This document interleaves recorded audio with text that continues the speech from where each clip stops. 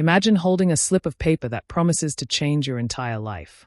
For most people, winning the lottery is the ultimate dream, an escape from debt, from struggle, from the weight of everyday survival. But for one man, that dream turned into a nightmare within minutes. On a quiet evening, 42-year-old David Carter walked into a small gas station on the outskirts of town. He wasn't a regular gambler, just someone who occasionally bought tickets out of hope rather than habit. But on this night, something told him to try his luck. A single quick-pick ticket worth just $2. Hours later, as the numbers rolled on television, David's life changed. He matched every single one. He had just won the jackpot, $10 million. Friends later said they had never seen him so alive, so full of joy. He called his sister. He called his best friend. He even rushed back to the store where he bought the ticket to thank the clerk. But within minutes of his celebration, tragedy struck. What happened to David Carter would become one of the most shocking cautionary tales about greed, envy, and sudden motive. This is Murdered Minutes after winning the lottery. White right pointing backhand index, stay with me, because what happens next will leave you questioning whether winning the lottery is truly a blessing or a curse. David wasn't born lucky. He grew up in a working-class neighborhood where money was always tight. His father worked construction, his mother cleaned houses. David himself held a string of low-paying jobs, warehouse shifts, truck deliveries, and finally, a job repairing vending machines. To neighbors, he was kind-hearted but tired, worn down by years of paycheck-to-paycheck living. At 42, David had never owned a home. He rented a small apartment and drove a rusted pickup. He dreamed of something more, of starting his own auto repair shop, of helping his sister send her kids to college.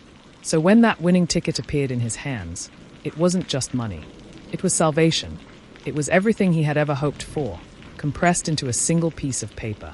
And maybe that's what made him careless. Because in his excitement, David didn't hide his joy. He didn't keep his secret. He told the wrong people, loudly, proudly, and without realizing the danger.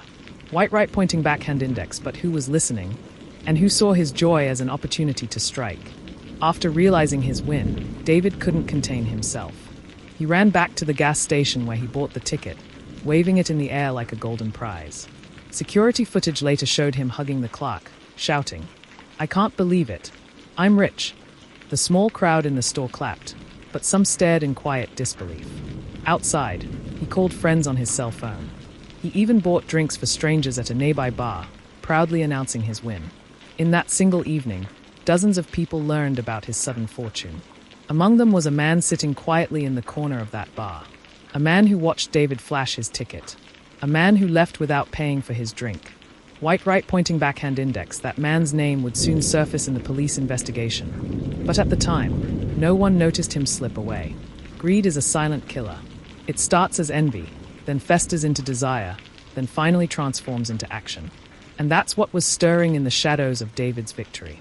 The man from the bar was later identified as Marcus Lee, a small-time criminal with a history of robberies. To Marcus, David wasn't a neighbor, wasn't a person. He was an opportunity, a walking bag of money. When David left the bar, Marcus followed at a distance. David drove home in his pickup, oblivious to the danger trailing him. He parked, unlocked his door, and stepped inside. Minutes later, neighbors reported hearing a loud argument. Then, 2 sharp cracks. Gunshots. By the time police arrived, David Carter was lying on his living room floor, bleeding, his winning ticket still clutched in his hand. White right pointing backhand index, he never got to cash it. His dream ended the moment it began. Investigators entered David's apartment to a haunting scene. The television was still on, replaying the lottery numbers. Empty beer bottles sat on the counter. And there, beside his body, was the blood-stained ticket. At first, police wondered if it was a robbery gone wrong. But oddly, David's wallet, keys, and phone were untouched. Only one thing was missing, the winning ticket itself. Yet in the chaos, Marcus hadn't realized David had made 2 copies earlier that night. One he carried, and one he left on his kitchen counter. That second copy would become crucial evidence. White right pointing backhand index, the investigation had just begun, and already, there were signs that this murder wasn't random, it was premeditated. Detectives traced David's final moments through his phone records. The last outgoing call was to his sister, Maria, made just 5 minutes before the shots were fired. Maria recalled his voice trembling with excitement. "Sis, we're free. I'm going to pay off your house." The kids are going to college. We're finally going to live good. But midway through the call, Maria heard something in the background. A knock at the door. David's tone changed. Then the line went silent. Maria tried calling back, but there was no answer. That chilling silence was the moment her brother's life was stolen. White right pointing backhand index, and when detectives heard that story, they realized the killer was someone bold enough to knock, to walk right in.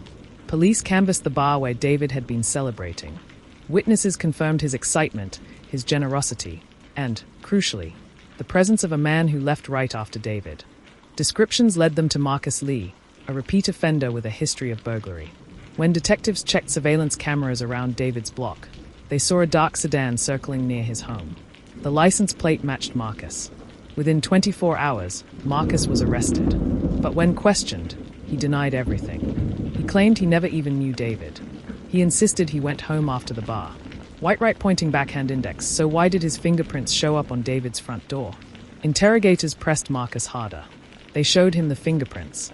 They showed him grainy footage of his car. But Marcus stayed calm, almost too calm. What they couldn't ignore, however, was his financial situation. Marcus was drowning in debt, owing money to dangerous people. He was desperate for fast cash. And then, fate delivered David into his path. A man shouting about millions, waving a ticket, oblivious to the danger of envy. But the missing winning ticket never turned up in Marcus's possession. Without it, prosecutors knew the case might be shaky. White right pointing backhand index, unless investigators could prove exactly what Marcus did after the murder. Detectives dug deeper. They discovered that, hours after David's death, someone attempted to claim the winning ticket at the state lottery office. The person was turned away because the ticket was bloodstained. Security footage revealed a man in a hoodie, face partially hidden, but his build and gait resembled Marcus. More damning, his car was caught on a nearby traffic camera leaving the scene. It was the missing link, the attempt to cash in on David's final possession. White right pointing backhand index, but Marcus still had one trick up his sleeve, a claim that someone else was involved. When cornered, Marcus finally spoke. He admitted he followed David but swore he didn't pull the trigger. According to him, there was someone else, another man at the bar who had been watching David just as closely. Detectives now faced a chilling possibility. Was Marcus lying to save himself, or was there another player in this deadly game of greed? If there was a second shadow that night, then David Carter's murder was more than just a crime of opportunity.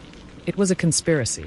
White right pointing backhand index, and in next part, we uncover whether Marcus was truly the killer, or just a pawn in someone else's plan. Detectives retraced David's last night with sharper focus. If Marcus was telling the truth, then who was this second man? Witnesses recalled someone else at the bar, a man in his late 30s, sitting in the corner, barely touching his drink, eyes fixed on David the entire time. He left just a few minutes before Marcus. Surveillance cameras outside confirmed it. Two different men left the bar around the same time, Marcus in his dark sedan, and a second man in a grey pickup truck. Both followed David's route home. Now detectives had a chilling question. Did David have two predators on his trail that night? White right pointing backhand index, the case just grew far more complex than anyone had imagined. Under pressure, Marcus finally broke. He admitted to following David, but insisted he only wanted to scare him into handing over the ticket. According to Marcus, when he got to the door, someone else was already inside. He claimed he heard shouting, then gunshots. Panicked, he fled, but not before touching the door, leaving behind the incriminating fingerprints. Marcus swore he didn't kill David. But could a career criminal really be telling the truth? Or was this a desperate attempt to escape a murder charge? Detectives were torn. The evidence placed Marcus at the scene, but his story opened the door to another suspect. White right pointing backhand index and the grey pickup truck became their next lead. Investigators tracked the grey pickup to a man named Ethan Ross, a construction worker with a history of bar fights and gambling debts. Ethan had no prior record of violent crime, but his financial troubles made him a prime suspect. When detectives knocked on his door, Ethan was nervous. Too nervous. His alibi? He claimed he went straight home after the bar and never saw David again. But when police searched his garage, they found something he couldn't explain, a jacket with faint specks of blood on the sleeve. Tests later confirmed it matched David's DNA. White right pointing backhand index. Suddenly, Marcus's story didn't sound so far-fetched anymore. Faced with evidence, Ethan's story began to shift. First, he said he didn't know David at all. Then, he admitted being at the bar. Finally, he confessed to confronting David at his apartment, but claimed Marcus pulled the trigger. This turned into a classic blame game, Marcus pointing at Ethan, Ethan pointing at Marcus. Detectives needed something concrete. Who had actually fired the gun? That's when ballistics tests revealed the truth. The weapon recovered from Ethan's cousin's house matched the bullets found in David's body. White right pointing backhand index, the scale tipped against Ethan Ross. But was it really that simple? Investigators traced the bloodstained ticket that someone tried to cash. While Marcus had been seen at the lottery office, new forensic analysis revealed Ethan's fingerprints on the ticket itself. This meant Ethan had physically handled David's last possession. If Marcus had followed, Ethan had struck. The puzzle pieces fit together. Ethan pulled the trigger. Marcus tried to profit afterward. Both men were entangled in David's death, driven by envy and desperation.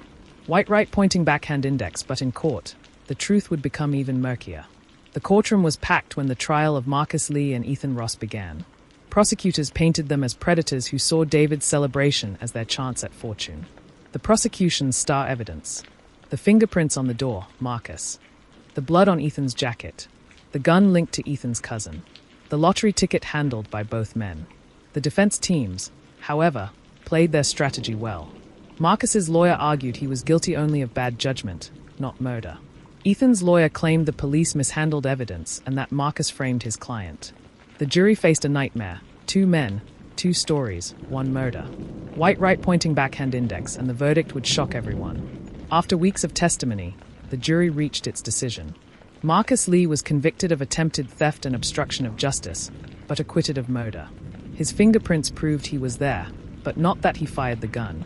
Ethan Ross, on the other hand, was convicted of first-degree murder. The blood, the gun, and the ticket were undeniable. He was sentenced to life in prison without parole. David's family wept in relief, but also sorrow. No verdict could bring back the man whose dreams had been stolen the moment they began. White right pointing backhand index, but even after the trial, the case left behind disturbing questions about human nature. David's murder wasn't the first tragedy linked to lottery winners, and it wouldn't be the last. Across the world, stories abound of people who found sudden fortune, only to lose their lives, their families, or their sanity. Psychologists call it the lottery curse. Overnight wealth can create jealousy, attract danger, and even destroy relationships. David Carter was just a hardworking man who wanted a better life. But his openness, his joy, his inability to hide his fortune made him vulnerable.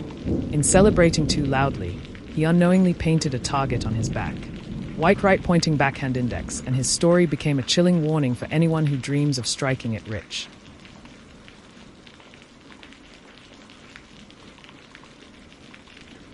Maria Carter, David's sister, never recovered from that final phone call. She spoke at his funeral, her voice breaking. He wanted to help us. He wanted to lift us all up. Instead, he was taken from us. David's nephews, who were promised a future of opportunity, instead grew up carrying the burden of his tragic story. Neighbors left flowers and lottery tickets on his doorstep, a haunting symbol of what should have been joy. And for years afterward, Maria fought to raise awareness about the dangers lottery winners face. "Keep quiet," she told others. "Don't trust too easily, because envy can kill." White right pointing backhand index, her words echoed the painful truth. Joy became tragedy in a single night. David Carter's story is more than just a true crime case. It's a human story about hope, envy, and the fragile line between fortune and doom. One moment, he was a man reborn, free from financial chains, ready to rewrite his life. Minutes later, he was gone, his dreams buried under greed and violence. It makes us ask, is sudden wealth worth the risk? And more importantly, why does envy drive people to such extremes? For David, the lottery wasn't a blessing, it was a death sentence. And his story will forever stand as a chilling reminder that sometimes, the greatest victories can carry the darkest shadows. If this case left you shaken, you're not alone. Stories like David's remind us how fragile life can be, and how quickly joy can turn into tragedy. If you want to explore more true crime stories that reveal the darkest corners of human nature, make sure you subscribe to True Crime Hub. Hit the like button, share this video with others, and join us as we uncover more cases where truth is stranger and darker than fiction.